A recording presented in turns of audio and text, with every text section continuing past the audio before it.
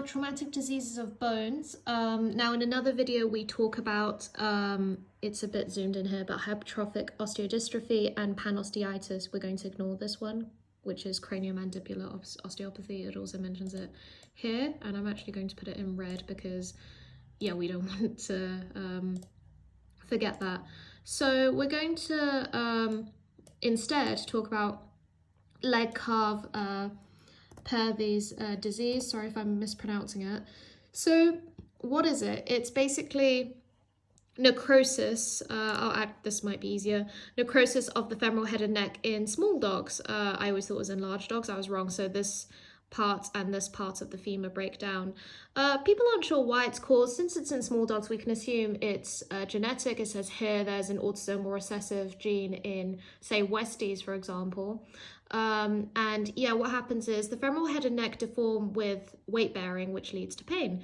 So you'll see that generally if they're in pain, they're quite irritable. They might chew the hip area. And if you were actually to do clinical examination, if you move the hip out, it will be quite painful. You'll also feel crepitus in the hip area, because if you imagine on an x-ray, it's kind of like almost fragmented, so you would feel like a crackling underneath.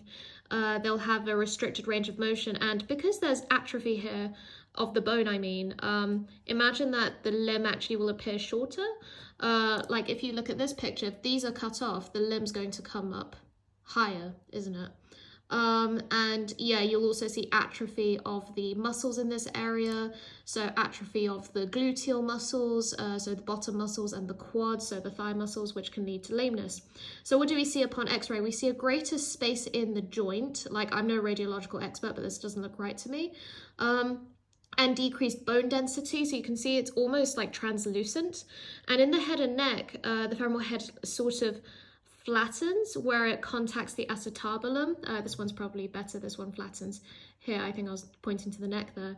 So how do we treat this? Well, the femoral head and neck have to be excised, so basically cut off where this red line is, or green line if you like. And okay, what you get in the end is a shorter limb, but it deals with the necrosis because it's only situated here. And then you will use an Amos sling for 4 weeks. I'll show you the spelling. For 4 weeks to take the pressure off the leg while it heals.